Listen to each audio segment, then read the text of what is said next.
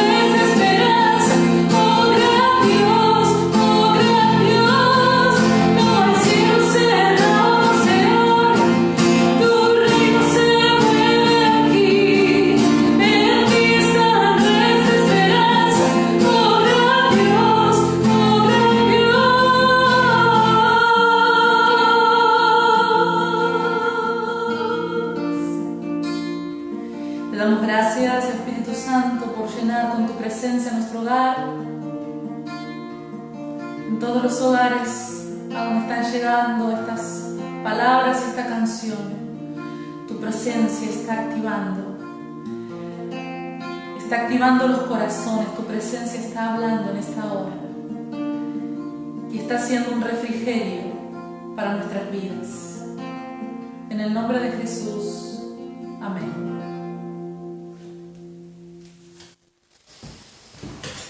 Bueno, aquí estamos. Buenas noches a todos aquellos que nos están siguiendo por Face, en esta página Impacto de Fe Chacabuco. Y estamos llegando a los hogares, a las familias. Estamos llegando quizás a vos que estás solo en tu hogar, guardando esta cuarentena, esta situación especial por la cual está pasando el mundo entero. Pero desde aquí vamos a llevarte una palabra de esperanza, una palabra de fe, una palabra que nos active para seguir andando aún en medio de estas circunstancias.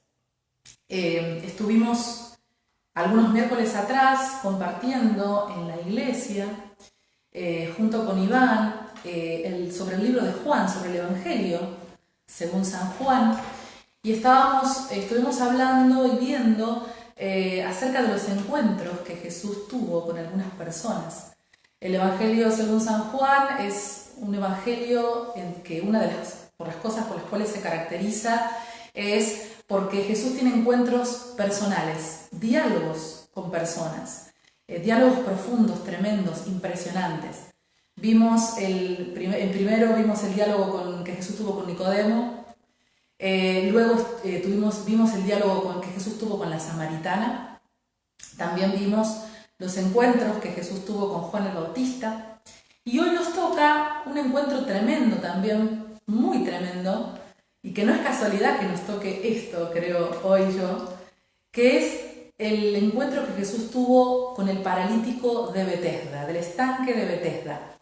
Si ahí tenés tu Biblia o tu celular con la Biblia digital, te invito a que puedas abrir Juan 5, vamos a estar leyendo capítulo 5, versos desde el 1 al 13. Te pido que leamos juntos, que puedas seguir la lectura. Y dice lo siguiente: después de estas cosas había una fiesta de los judíos y subió Jesús a Jerusalén. Y hay en Jerusalén, cerca de la puerta de las ovejas, un estanque llamado en hebreo Betesda, el cual tiene 5 pórticos. En estos yacía una multitud de enfermos, ciegos, cojos y paralíticos que esperaban el movimiento del agua. porque un ángel descendía de tiempo en tiempo al estanque y agitaba el agua. Y el que primero descendía al estanque, después del movimiento del agua, quedaba sano de cualquier enfermedad que tuviese. Y había allí un hombre que hacía 38 años que estaba enfermo. Cuando Jesús lo vio acostado y supo que llevaba ya mucho tiempo así, le dijo: ¿quieres ser sano? Señor, le respondió el enfermo, no tengo quien me meta en el estanque cuando se agita el agua. Entre tanto que yo voy, otro desciende antes que yo. Jesús le dijo: levántate, toma tu lecho y anda. Y al instante aquel hombre fue sanado, y tomó su lecho y anduvo, y era día de reposo aquel día. Entonces los judíos dijeron a aquel que había sido sanado: es día de reposo, no te es lícito llevar tu lecho. Él les respondió: el que me sanó, él mismo me dijo: toma tu lecho y anda. Entonces le preguntaron: ¿quién es el que te dijo: toma tu lecho y anda? Y el que había sido sanado no sabía quién fuese, porque Jesús se había apartado de la gente que estaba en aquel lugar. Muy bien, entonces vamos a poner en contexto esta historia. Jesús había pasado por Samaria, había tenido esa increíble conversación con la mujer samaritana y se había quedado 2 días en Samaria, y un montón de personas reconocieron que Jesús era el Cristo, ya no solo por lo que la samaritana le decía, sino por lo que ellos habían visto que Él les enseñaba.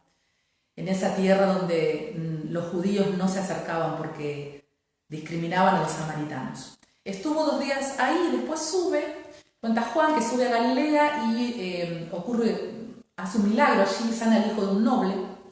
Y después dice, después de estas cosas, comienza el capítulo 5, dice, después de estas cosas, había una fiesta de los judíos. Entonces Jesús sube, se dirige a Jerusalén, porque obviamente como judío y como rabino, él acostumbraba a cumplir con todas las fiestas, todos los rituales y las fiestas que se hacían en Jerusalén. No menciona qué tipo de fiesta era, pero se cree que era una fiesta de la élite judía, de la alta cúpula religiosa. Jesús era un rabino, era un maestro de la ley, entonces fue y se dirigió allí. En la ciudad de Jerusalén tenemos la ciudad y tenemos el templo en el medio, y en toda la ciudad se dice que había más de 30 piscinas, más de 30 estanques. El estanque de Betesda era uno de ellos. Tenía 5 pórticos y allí yacían y acampaban los enfermos, ¿sí? Cojos, ciegos, paralíticos. Ellos acampaban allí. Allí era su lugar de residencia, era su casa. También la Biblia menciona que además de esos 5 pórticos había una puerta, la puerta de las ovejas. Por esa puerta ingresaban los peregrinos con sus rebaños para lavar a las ovejas. Las lavaban, así las podían presentar en los sacrificios del templo. Viendo este contexto, viendo esta situación, me imagino que ese estanque de Betesda no sería un lugar bonito ni placentero. Imagínense, había ruido de animales, había mal olor, había caos. Pero ¿por qué esta gente, estos enfermos, entonces habían decidido acampar allí? ¿Por qué permanecían allí? Bueno, Juan cuenta que había atraídos por una especie de superstición, una creencia, ¿sí? Que decía que de vez en cuando el agua del estanque se agitaba y el primero que lograba entrar al agua era sanado. Habla de un ángel que supuestamente agitaba el agua, no menciona que es un ángel del Señor, no lo sabemos, pero era una creencia. Esta historia se enfoca entonces en este paralítico, pero en alguien tan maravilloso como Jesús. En el caso del paralítico, cuenta Juan que hacía 38 años que estaba allí. 38 años, una vida, imagínate. Yo tengo 42 años y digo, wow, toda una vida en ese lugar. Me imagino que ya se conocería todas las historias de ese lugar. hasta incluso quizás tendría sobrenombre, todos lo conocerían. Hacía muchos años que vivía allí. ¿Cuánto hace que estás acampando en una situación? ¿Cuánto hace que estás estancado en una situación, en una etapa, en un hábito, en una relación que te ha paralizado? ¿Desde cuándo estás permitiendo que las circunstancias te mantengan estancado, te mantengan sin poder avanzar en el propósito que Dios ha diseñado para tu vida? 38 años. Esa parálisis en el paralítico, valga la redundancia, se había convertido en una normalidad. Se había convertido en una normalidad el esperar que algo sucediera. Como dije antes, tenemos también en esta historia a Jesús que entra por la puerta de las ovejas. Antes de dirigirse a la fiesta, a esta fiesta de los judíos de la élite, dice Juan que entra por la puerta de las ovejas. Jesús, que se declara a sí mismo como el buen pastor, entra por la puerta de las ovejas hacia ese estanque. Los judíos de la cúpula religiosa no entraban en ese estanque, no entraban en esos lugares, porque sabemos que la cúpula religiosa judía, la élite, la oligarquía judía, ellos discriminaban y relacionaban a la enfermedad con alguna maldición, que por algún motivo, por algún castigo divino, la persona se había enfermado o las mujeres eran estériles. Entonces no entraban a ese lugar maldito, a ese lugar lleno de dolor, de caos. Pero Jesús sí. Jesús sí entró. Jesús, el buen pastor. Y hoy Jesús ha entrado a tu hogar también. Él está en tu casa. Porque es paradójico, me maravilla pensar que en estos tiempos, que estamos cumpliendo esta cuarentena, donde nadie se puede acercar a tu casa, Jesús sí lo puede hacer. Jesús sí puede atravesar tu casa. Porque a Él no hay nada que lo detenga, no hay cuarentena, no hay enfermedad, no hay maldición que haya en tu casa. No hay nada que pueda detener que Jesús entre a tu casa. En este tiempo donde todos somos potenciales enfermos, todos somos potenciales transmisores de la enfermedad y todos somos potenciales discriminados, Jesús tiene la posibilidad de entrar en tu hogar. Así que eso es absolutamente maravilloso y le doy gloria a Dios por esto, démosle gloria al Señor por esto, porque Jesús llega a donde nadie puede llegar. No hay nada ni nadie, no hay virus, no hay peste que el Señor no pueda detener cuando quiere buscarte, cuando el buen pastor sale a buscar a sus ovejas. Jesús entra por ese lugar, ve al paralítico, se enfoca específicamente en ese paralítico, que no sabemos su nombre, que dice Juan que Jesús supo que llevaba mucho tiempo allí. Entonces, ese lugar no es casualidad que se llame casa de Betesda, significa en hebreo casa de misericordia. No es casualidad que Jesús haya sentido misericordia por este hombre y le hace una pregunta muy, muy cortita y muy reveladora. Le dice en Juan 5:6, ¿quieres ser sano? Esa pregunta, si nos ponemos a analizar, parece obvia, hasta parece casi ofensiva, ¿no? Es obvio que si estaba ahí acampando hacía 38 años, quería ser sano, podríamos pensar desde afuera, ¿no? Pero cuando Jesús te hace una pregunta, no es para que Él sepa lo que estás pensando, sino que para que vos sepas lo que hay en tu corazón, para que se te revele a tu vida qué es lo que hay en tu corazón. Entonces vamos a leer en Juan 5:7 la respuesta de este paralítico. Vamos a ver lo que le dice. Miren, Señor, le respondió el enfermo, no tengo quien me meta en el estanque cuando se agita el agua, y entre tanto que yo voy, otro desciende antes que yo. Acá vemos algo tremendo. Hay dos cosas que este paralítico está queriendo decir en esta respuesta que le da a Jesús. El paralítico le dice, Señor, no hay quien me ayude. Señor, otros me lo impiden.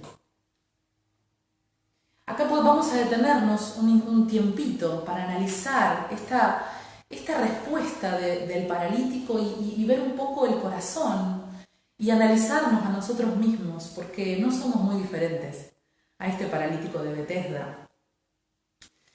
Vamos a analizar acerca de lo que es la victimización, de lo que es la mentalidad de víctima. La victimización siempre te va a hacer creer que estás así como estás por culpa de otro. Lo vemos este ejemplo en toda la Biblia, pero claramente en Adán y Eva. Cuando Adán y Eva desobedecen a Dios, Adán primero le dice, Señor, la mujer que creaste, ¿sí? Y Eva después le dice, Señor, la serpiente que creaste. O sea, siempre trasladando la culpa, la responsabilidad en otros. ¿Qué sucede? Al uno trasladar la responsabilidad en otros, esa victimización no nos permite hacernos cargo de nuestras circunstancias. No nos permite hacernos responsables de ellas para poder cambiarlas. La victimización, al igual que el paralítico de Betesda, te mantiene en un lugar de estancamiento. Ese estancamiento, no es casualidad. Te mantiene en ese lugar de parálisis, en ese lugar de comodidad. Es una aparente comodidad, es un lugar de mediocridad. Te mantiene aferrado a tu viejo problema, a tus viejas heridas, abrazado a tu pena. Muchas veces cuando escuchamos a la gente hablar de sus circunstancias y de su pena, es como si necesitáramos ponerle al lado una silla para que esté la pena ahí sentada también, porque es increíble cómo giramos en nuestro dolor. Y se nos hace costumbre y se nos hace una parálisis en el alma, que es la peor de las parálisis, que no nos deja salir de esa situación, se nos hace una normalidad, una norma estar viviendo de esa manera, estancados, paralizados, sin poder cumplir el propósito del Señor. Jesús te pregunta también a vos, en esta hora, nos pregunta a nosotros, ¿de verdad querés cambiar? Porque en realidad eso es lo que subyace en la pregunta que Jesús le hizo al paralítico. ¿De verdad? ¿De verdad querés cambiar? Porque a veces las lágrimas que nos brotan de los ojos no son convicciones precisamente de nuestro corazón, no son determinaciones de nuestro corazón. Muchas veces son lágrimas de autocompasión. Pobre de mí, pobrecita de mí, no tengo quien me ayude, otros me impiden avanzar, otros son el obstáculo, lo que me hicieron ese día, ese año, aquella ocasión, no me permiten salir de esta situación de dolor, de parálisis. Podemos ver a Pedro. ¿Recuerdan cuando Jesús les revela a sus discípulos que Él va a ser crucificado? Pedro le dice, Señor, ten compasión de ti. Y Jesús lo reprende, apártate de mí, Satanás. Realmente, sí, la compasión está inflada por el mismo infierno. Ese diálogo que vos tenés de autocompasión, pobrecito de mí, está inflado y avivado por el mismo infierno. Porque si Jesús hubiera tenido compasión de él, no hubiese ido a la cruz y no hubiese podido cumplir el plan de salvación que tenía para nuestras vidas. La víctima se considera el perjudicado y no el responsable. Entonces, la invitación es que tenemos que salir de la comodidad de esa autocompasión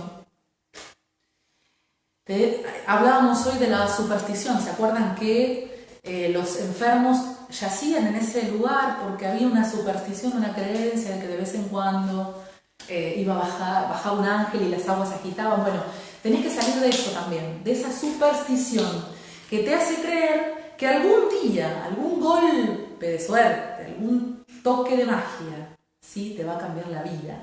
Que algún día ocurrirá algo mágico y tu familia cambiará, tu trabajo cambiará, dejarás los vicios, que algún día, por alguna cuestión de magia, por alguna superstición, alguna creencia de superstición, hace que puedas definitivamente salir de esa situación que te duele y que te paraliza. Superstición no es lo mismo que fe. La superstición espera un golpe de suerte, como si cuando te sacas la lotería, ¿viste? La típica del argentino, cuando me saque la lotería se me van a solucionar los problemas. Pero esa superstición te aleja de Jesús. Esa superstición te hace ir durante muchos años a la iglesia, todos los domingos, a la casa de bendición. Te hace sentarte en una silla a esperar que algo mágico ocurra algún día. Esa superstición te aleja de tu responsabilidad.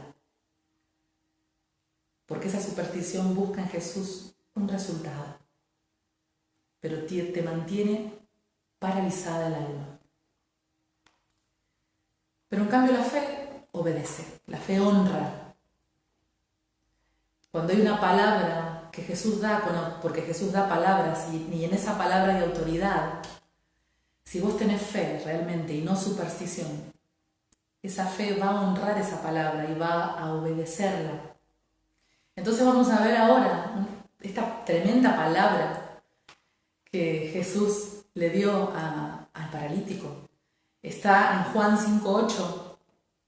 Vamos a leer. O sea, no tuvo mucho diálogo Jesús con el paralítico. Una pregunta y una palabra, nada más. Así es Jesús. Dice, Jesús le dijo, levántate, toma tu lecho y anda. ¡Wow! Tremenda. Jesús primero lo desafía a este paralítico con una pregunta y te desafía a vos con esa pregunta y después lo desafía nuevamente con una palabra que le da 3 indicaciones. Levántate, toma tu lecho y anda. Me imagino que los músculos, las articulaciones, los huesos de ese paralítico estarían atrofiadísimos. No habría en el paralítico, en los músculos, en el cuerpo del paralítico, ni en la mente del paralítico, la memoria de cómo se hace para incorporarse, ponerse de pie, algo que para nosotros es tan común, es tan mecánico, lo hacemos sin pensar, ¿no? Estamos a la mañana levantándonos y nos paramos cuando suena el despertador, la alarma, y no nos pensamos cómo tenemos que pararnos, cómo tenemos que sentarnos al costado de la cama y ponernos de pie. Me imagino este paralítico, ese momento habrá sido muy desafiante para él, de mucho miedo, de mucho temor. ¿Cuántas cosas, en cuántas áreas de nuestra vida nos sucede esto? Que ya no recordamos cómo debemos pararnos ante ciertas situaciones. Porque hace tanto tiempo que estamos atrofiados, que estamos allí en la rueda de la parálisis del alma y de la victimización, que no nos acordamos cómo se hace. Pero no es cuestión de acordarse, es cuestión de tener fe. El paralítico obedeció a esta orden que le dio Jesús y se puso de pie. Se puso de pie. ¿Cuántas veces vos mismo le diste una orden a tu cuerpo y el cuerpo no te respondió? ¿Cuántas veces te dijiste a vos misma, ya deja de llorar, y no pudiste? ¿Cuántas veces le diste la orden a tu cuerpo, a tu alma, que perdone, y no pudiste? Pero ahora vos no le vas a dar la orden. Jesús es quien te está dando la orden. Jesús con su palabra de autoridad es el que te está dando la orden. Levántate, levántate. el paralítico ya estaba de pie. Y hay una segunda directiva que el Señor le dio. Toma tu lecho. ¿Qué simboliza eso? ¿Por qué le dijo que tome, que se lleve su lecho?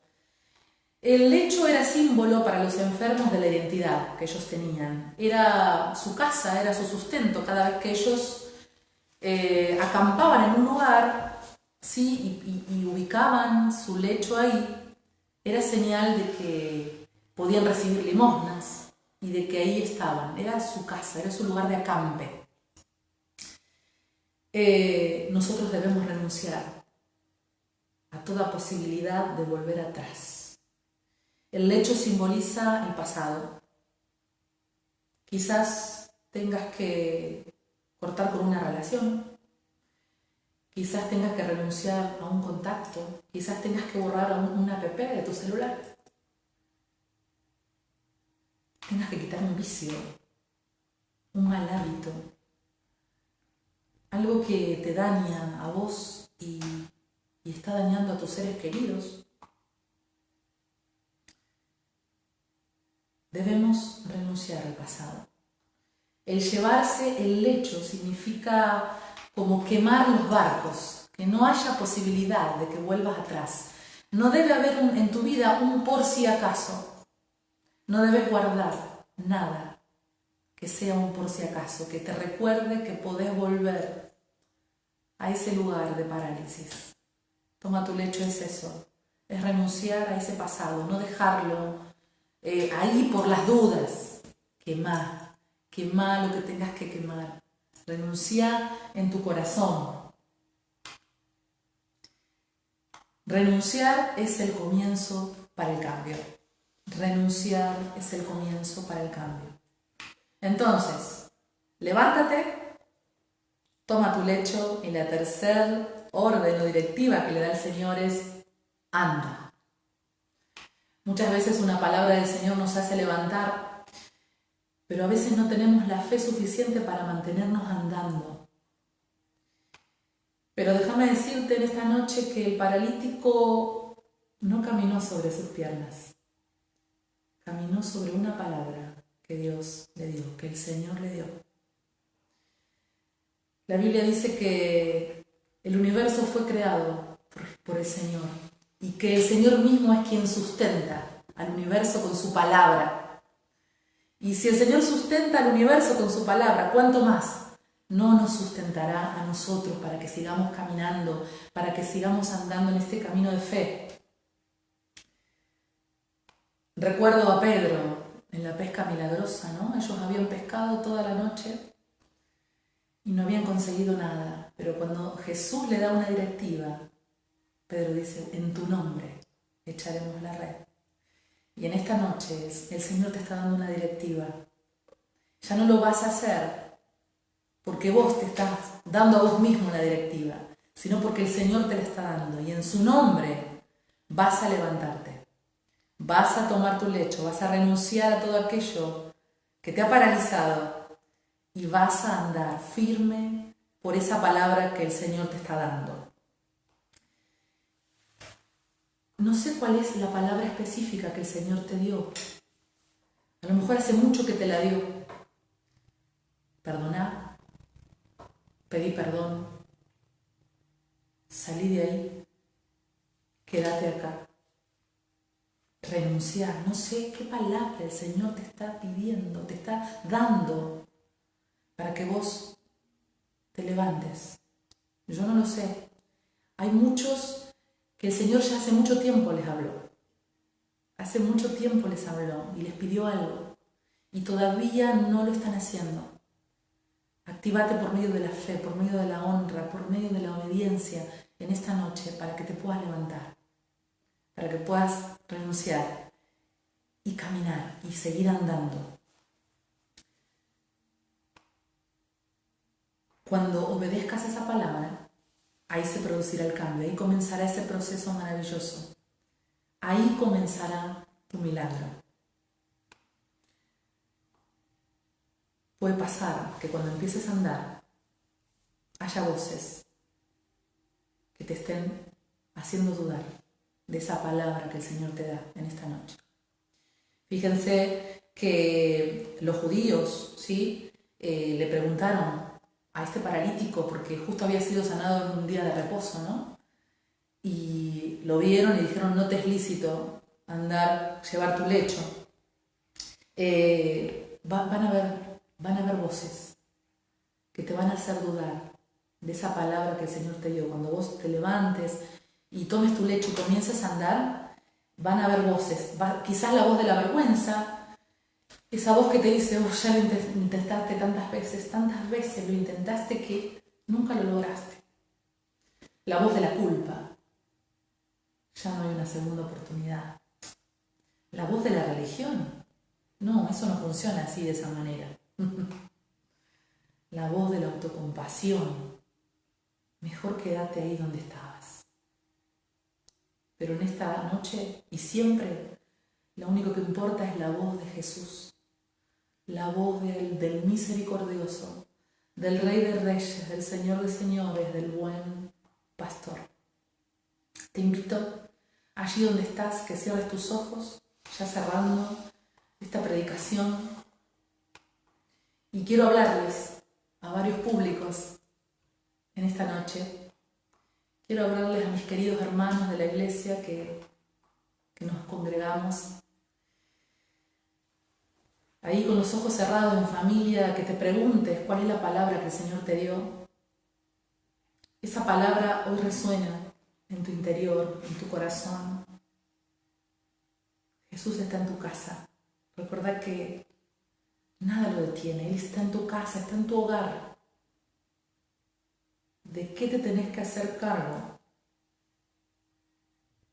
¿Cuál es ese pasado que tenés que dejar atrás?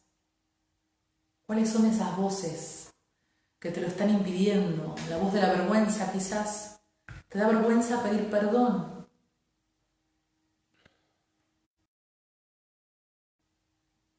La autocompasión. No sé cómo ponerme de pie, no me acuerdo cómo se hace. Quiero hablarles también quizás a los amigos que nos están escuchando por primera vez. Hoy Jesús entró a tu casa, también a través de estas filmaciones, de estas conexiones, de estas transmisiones. Jesús entró a tu casa hoy. A ustedes que están en familia y que tienen la familia quizás rota, o a vos que estás solo, Jesús está en tu casa ahora. Permitile entrar en tu corazón en esta hora. Él te va a sostener. Confía en Él, en este tiempo tan tremendo de crisis, donde la ansiedad, el miedo, la incertidumbre nos invade. Jesús te dice, en el mundo tendréis aflicción, pero confiad, porque yo he vencido al mundo. Así que allí donde estás, permitile al Señor que entre en tu corazón. Vamos a repetir conmigo esta oración, te invito a que lo hagas. Señor Jesús, en esta noche te invito a mi corazón. Perdona mis pecados. Perdóname por vivir lejos de tu voluntad. Te recibo en mi corazón como mi Señor y mi Salvador. Escribe mi nombre en el libro de la vida. Amén. Te pedimos que si hiciste esta oración por primera vez, puedas comunicarte ahí en la página de Facebook, ¿sí? Con nosotros, escribinos, que allí estaremos escuchándote, estaremos atendiendo a tu necesidad. Por favor, no dudes en hacerlo. Y quiero hablarle por último a los líderes de la iglesia, a todos los hermanos, ¿sí? Somos una oportunidad para otros en este tiempo, evidentemente. Nosotros podemos enviar palabras de autoridad a la gente, palabras de autoridad, mensajes con poder, de esperanza, de aliento. Podemos decirle a otros que se levanten, que tomen su lecho y que anden, ¿sí? Hay muchas ideas que se nos pueden ocurrir, así que te insto a que puedas hacerlo, a que te levantes en esa oportunidad de poder ser luz a los demás a través de las redes sociales, a través de Facebook, de WhatsApp, de llamadas telefónicas, que nos levantemos y que andemos y que seamos luz para otros. Dios te bendiga mucho.